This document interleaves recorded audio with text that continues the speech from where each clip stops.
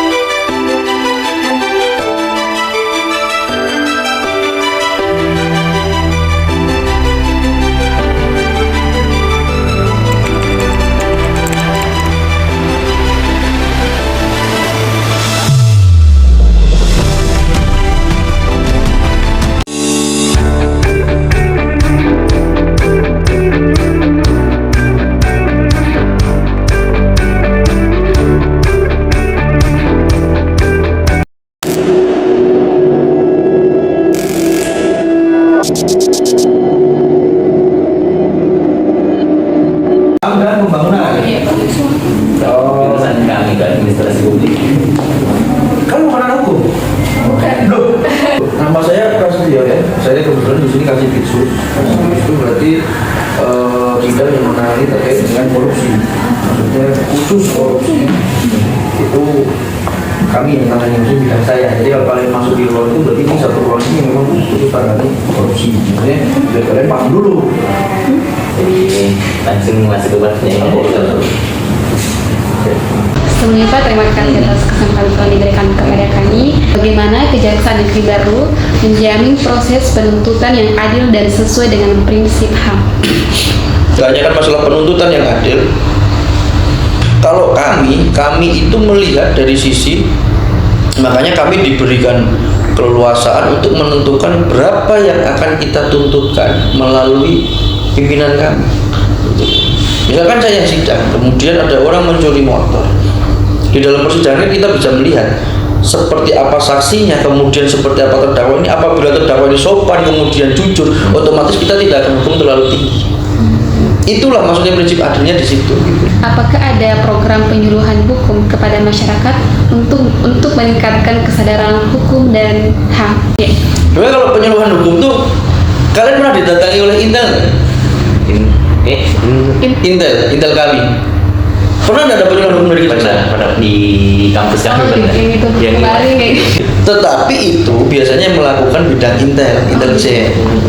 Makanya kalau kalian lihat pasti tidak akan pernah ketemu saya kalian kalau penyuluhan hukum di kampus.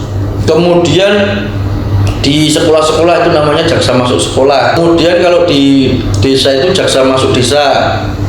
Di desa. Jadi sasaran kami itu tidak cuma masalah sekolah, tetapi desa, masyarakat, kemudian para UPD misalkan, itu semua kena sasar itu penyuluhannya. Cuma itu dilakukan di bidang intelijen namanya kalau di kejaksaan. Itu loh. Apa saja kebijakan Kejaksaan Negeri Baru dalam perlindungan dan penegakan HAM?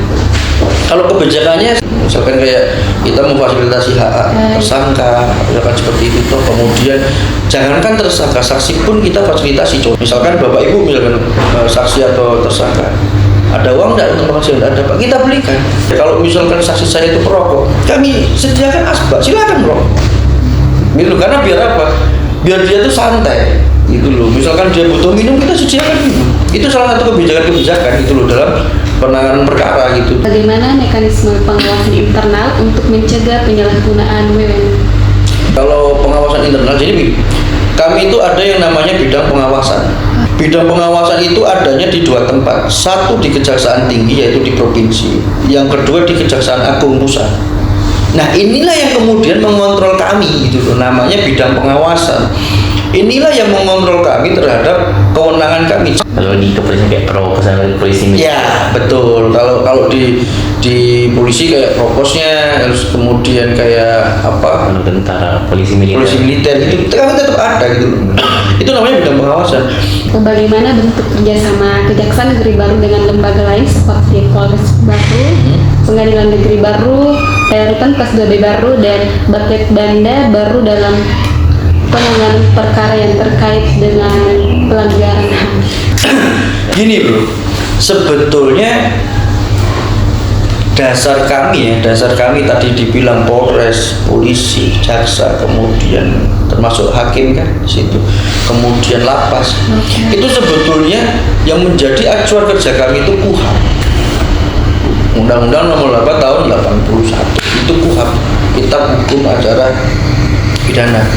Jadi sebenarnya tanpa kita kerjasama MOU pun, karena dasar kita itu satu undang-undang, jadi mereka sudah pada paham apa sih yang menjadi kewenangan kami, apa yang menjadi kewenangan penyidik, apa yang menjadi kewenangan dari lapas, apa yang menjadi kewenangan dari pengadilan. Itu sebetulnya sudah tercover di situ semua gitu loh.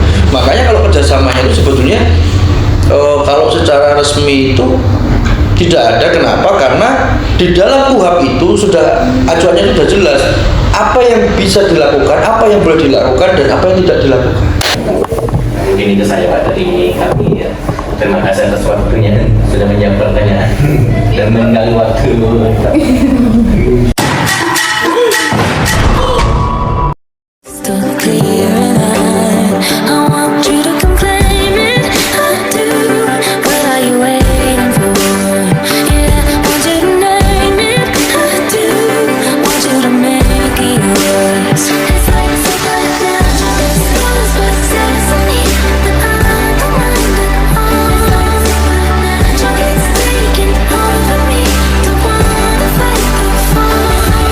Itulah hasil studi lapang kelompok kami. Sekian dan terima kasih. Wassalamualaikum warahmatullahi wabarakatuh.